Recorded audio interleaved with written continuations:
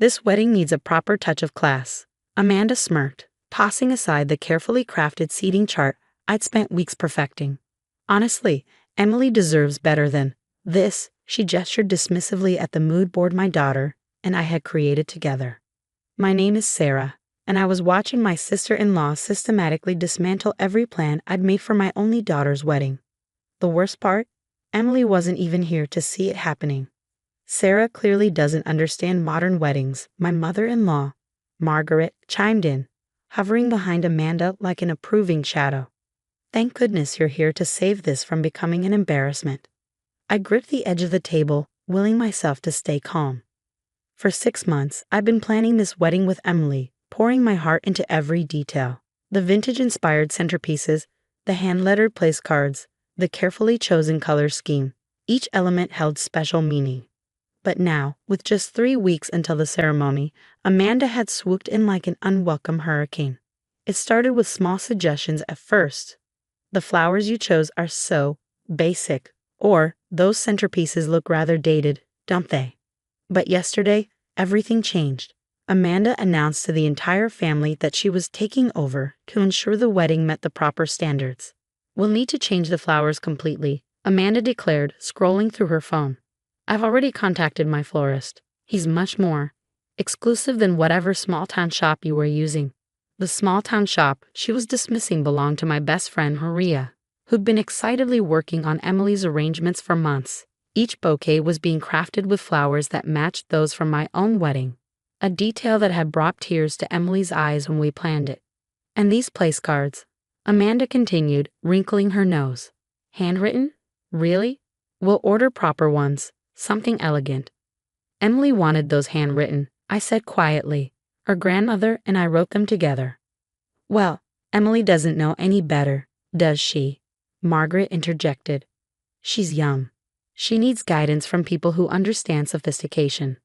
My mother-in-law had always made it clear that she thought her precious son had married beneath him. 25 years later, she still hadn't forgiven me for not coming from the right background. Now she was using my daughter's wedding to prove her point. I've taken the liberty of revising the guest list, Amanda announced, pulling out a new spreadsheet. We've added several family friends who simply must be included. They're very well connected. There's no room in the venue for extra guests, I protested. Emily and James chose that space specifically because. Oh, that's been handled, Amanda interrupted with a wave of her hand. I've booked the Grand Plaza instead. Much more suitable. We can't have family arriving at some converted barn. The converted barn was a beautifully restored historic venue that Emily and James had fallen in love with instantly. They put down a non-refundable deposit the same day they saw it. You can't just change the venue, I said, my voice shaking. Emily and James chose that place. They've paid for it. Already taken care of, Margaret said smugly. We've handled the deposit for the Grand Plaza. The family name carries weight there. I felt the room spinning slightly. This wasn't just about changing decorations anymore. They were completely hijacking my daughter's wedding. Everything she and James had carefully chosen was being erased, replaced with Amanda's vision of what a proper wedding should be. Does Emily know about any of this? I asked, already knowing the answer. We thought it best not to burden her with the details, Amanda replied, not even looking up from her phone. She's already stressed enough. When she sees how much better everything is, she'll thank us. I pulled out my phone, ready to call my daughter, but Margaret's hand shot out to stop me. Don't you dare ruin this, Sarah, she hissed. Emily deserves a wedding that the family can be proud of. Lord knows her mother's taste wouldn't provide that. The words stung, but not as much as they once would have. Years of Margaret's subtle and not-so-subtle digs had thickened my skin. But this wasn't about me anymore. This was about Emily's day being stolen from her. I think we're done here, Amanda announced, gathering her papers. I have a meeting with the new caterer in an hour. We'll need to completely revamp the menu, of course. No one serves comfort food at a society wedding. The comfort food menu had been James' contribution to the planning. He and Emily had chosen dishes that told the story of their relationship, from the pasta he cooked on their first date to the chocolate cake from the bakery where he proposed. As they swept out of the room, leaving chaos in their wake, I sat there feeling numb. But beneath the numbness, something was building, a fierce determination I hadn't felt in years.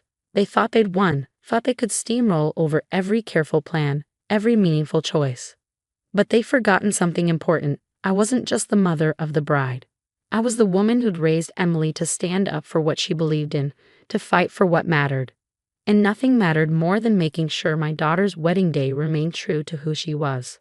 I picked up my phone again, this time opening my photos. There, carefully documented, was every original plan, every receipt, every contract. Emily might be away on a pre-wedding trip with James, but she'd be back tomorrow. And when she returned, she'd find out exactly what her aunt and grandmother had been up to. Emily's face went from confusion to shock to rage as I showed her the photos of Amanda's improvements to her wedding plans. We sat in my kitchen, the morning sun streaming through the windows, as I detailed everything that had happened in her absence. They changed the venue, she whispered, her hands shaking as she looked at the Grand Plaza contract. Without even asking me. They think they're doing you a favor, I said gently, pushing a cup of tea toward her. Your aunt seems to believe. I don't care what Aunt Amanda believes. Emily's voice cracked. This is my wedding. Mine and James's. Not some society event for her to show off at. I watched my daughter's eyes fill with tears as she scrolled through more photos.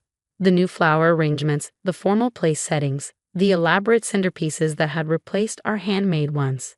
Everything that had made the wedding personal, meaningful, was gone. Mom, she said quietly, looking up at me. Why didn't you stop them? The question hit me like a physical blow. I tried, honey. But they. No, she cut me off, her voice stronger now. I mean really stop them. You're my mom. This is our wedding. The one we planned together. She was right. I protested. But I hadn't truly stood my ground.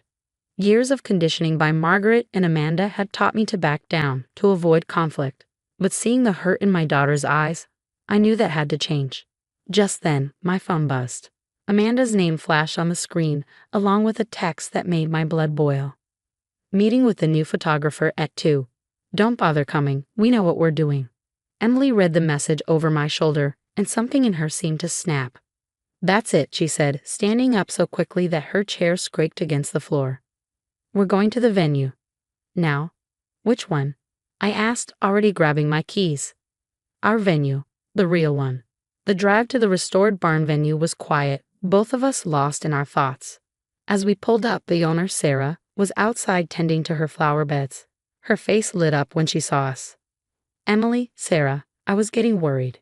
Your aunt called yesterday to cancel, but I told her I could only accept cancellation from the contract holders. Emily and I exchanged looks. You didn't cancel? Emily asked. Sarah shook her head. Of course not. The contract is in your names. I've known your mom for years. I wasn't about to let someone else undo all your planning. Relief flooded through me. At least one thing was still under our control. Thank you, Emily said, hugging her impulsively. You have no idea how much that means. Inside the barn, everything was exactly as we'd left it. The vintage chandeliers we'd chosen still hung from the restored beams. The space where our handmade centerpieces would go was waiting. This was the wedding we'd planned. Emily walked to the center of the room, her footsteps echoing in the peaceful space. Mom, she said, turning to face me, I need you to promise me something. Anything, honey. Promise me you won't let them take this away from us. No more being nice. No more backing down to keep the peace. This is our wedding, and we're taking it back. Before I could respond, my phone buzzed again. This time it was Margaret. Amanda's ordered new invitations, much more appropriate than those crafty things you chose. We'll need your guest list redone to include proper social connections. Emily read the message, and her jaw set in a determined line I recognized from my own mirror. Call them, she said. Tell them to meet us here. Now. Are you sure? She nodded. It's time I understood exactly whose wedding this is. An hour later, Amanda's Mercedes pulled up outside the barn, followed by Margaret's luxury SUV. They swept in like royalty preparing to inspect a peasant's home. Oh, good you're here, Amanda said, barely glancing at us. We need to document everything that needs to be upgraded before. No, Emily said, her voice ringing through the space. You need to listen. Amanda and Margaret stopped short, clearly unprepared for resistance. This is my wedding, Emily continued, her voice steady. Mine and James's, not yours. Not your social event. Ours. Darling, Margaret started, using her patronizing tone. We're only trying to help. I don't want your help, Emily cut her off. I don't want your grand plaza or your exclusive florist or your society photographer. I want the wedding Mom and I planned. The one that means something to us. But the family name, Amanda began. I don't care about the family name. Emily's voice rose. I care about marrying the man I love in a way that represents us, not your social status. I stepped forward, standing beside my daughter. The venue isn't changing. The flowers aren't changing. Nothing is changing. Sarah, Margaret's voice turned cold. Don't be difficult. You've never understood. No, I interrupted, feeling stronger with every word. You've never understood. This isn't about you. It's about Emily.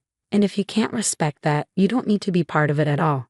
Amanda's face flushed red. Are you threatening to exclude us from the wedding? No, Emily said calmly. We're setting boundaries. You can either respect them and be part of our celebration, or you can go have your society event somewhere else. But this wedding, it's staying exactly as we planned it. The silence that followed was deafening. Margaret and Amanda stood there, clearly unused to being challenged. But as I looked at my daughter, standing tall and sure in the venue she'd chosen, I knew we'd already won. The next week was a whirlwind of damage control. Emily and I worked tirelessly to restore our original plans, undoing each of Amanda's unwanted improvements. Maria was overjoyed when we reconfirmed her as our florist, throwing in extra flowers at no charge because some things matter more than money. The original photographer, a friend of James's family, was equally relieved to be back on board. But Amanda and Margaret weren't going down without a fight. The family is talking, Margaret announced during an uncomfortable Sunday dinner. Everyone's wondering why Emily is insisting on such a modest celebration. Let them talk, Emily replied, not looking up from her plate. It's not their wedding. The Grand Plaza called 3 times, pressured by Amanda to hold the date despite our cancellation.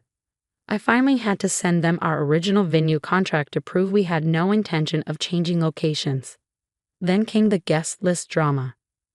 The Havershams are devastated about being cut from the list, Amanda said, cornering me after church. And the Whitfields. Do you know how much influence they have in this town? The venue holds 120 people, I reminded her. Emily and James want their actual friends there, not your social connections. But the real explosion came when Emily and I reinstated our original catering menu.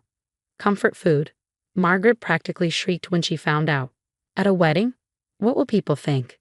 They'll think it's delicious, Emily said firmly. And meaningful to us. That's what matters. The day before the wedding, I found Emily sitting in our kitchen, looking at old photos. One in particular caught my eye.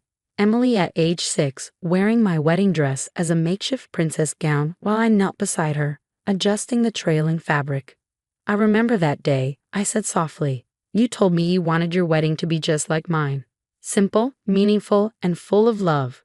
She smiled, wiping away a tear. That's exactly what it's going to be. The wedding day dawned bright and clear.